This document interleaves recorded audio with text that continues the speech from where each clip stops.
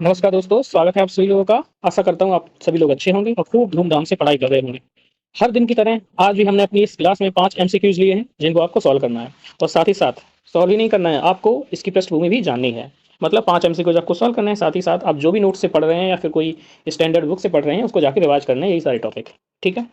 चलिए शुरुआत करते हैं आज की क्लास का पहला क्वेश्चन। पहला क्वेश्चन है 1942 के भारत छोड़ो आंदोलन के बारे में गलत बताना है, कौन सा सही नहीं है। पहला है भारत अगस्त आंदोलन के नाम से जाना जाता था।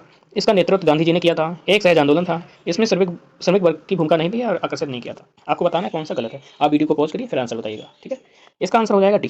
पहला इसलिए नहीं होगा क्योंकि पहला सही है, क्योंकि अगस्त आंदोलन के नाम से जाना जाता है, क्योंकि अगस्त में शुरू हुआ था 1942 में। ठीक, गांधी जी ने इसको लीड किया था, तो ये भी सही है, ये भी सही है। ठीक है, एक सहज आंदोलन भी था, तो ये आपका गलत हो जाएगा। ठीक है, क्योंकि श्रमिक वर्ग की भूमिका थी इस आंदोलन में।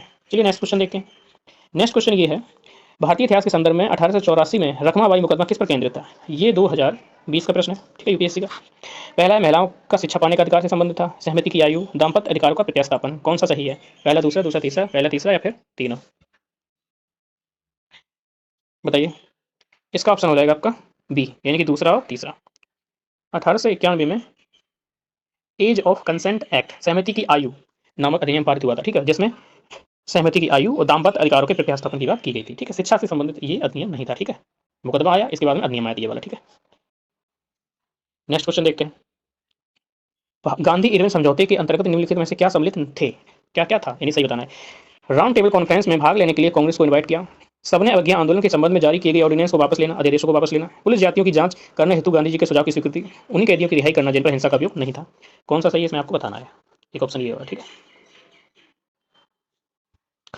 इसमें पहला था, पहला कि राउंड टेबल कॉन्फ्रेंस में कांग्रेस को आमंत्रित किया था, पहला सही है। दूसरा है सबने अवज्ञा के संबंध में जारी किए गए अध्यादेशों को वापस लेना, ये भी सही है।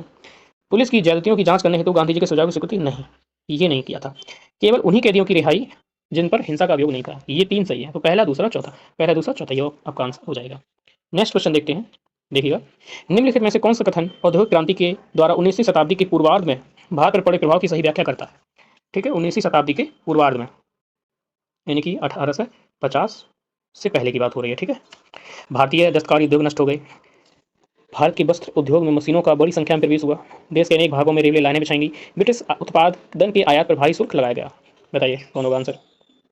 देखिए, ब्रिटिश उत्पादन के आयात पर भारी शुल्क लगाया गया, ये तो नहीं होगा, क्योंकि ब्रिटिश उत्पादन होता था ब्रिटेन में, भारत में आएगा, उत्पादन लगा देंगे तो महंगा हो जाएगा। ये ऐसा क्यों करेंगे कि इनका ही मार्केट मतलब महंगा हो जाए इनका माल, ऐसा तो नहीं करेंगे। ये नहीं होगा। इन्हें तो ये तो छूट देते थे। देश के अनेक भागों में रेलवे लाइनें बिछाएंगे, ये भी नहीं। रेलवे लाइन पहले तो आपको पता है ना 53 में चली थी, इस समय बिछाई गई। ठीक है, ये भी नहीं है। भारत के वस्त्र उद्योग में मशीनों का बड़ी संख्या में प्रवेश नहीं, इन्होंने क्योंकि औद्योगिक पर बल नहीं दिया था, इन्होंने बी औद्योगिक किया था, मतलब कि उद्योगों को समाप्त किया था।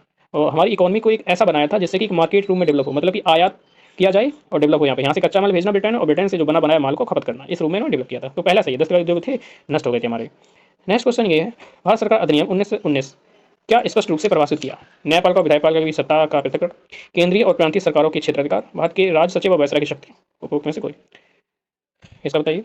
इसका आंसर हो जाएगा भी, केंद्रीय एवं प्रांतीय सरकारों की जो क्षेत्र का अधिकार थे ना, वो स्पष्ट कर दिए गए थे। ठीक है ना। खैर, नेक्स्ट क्वेश्चन।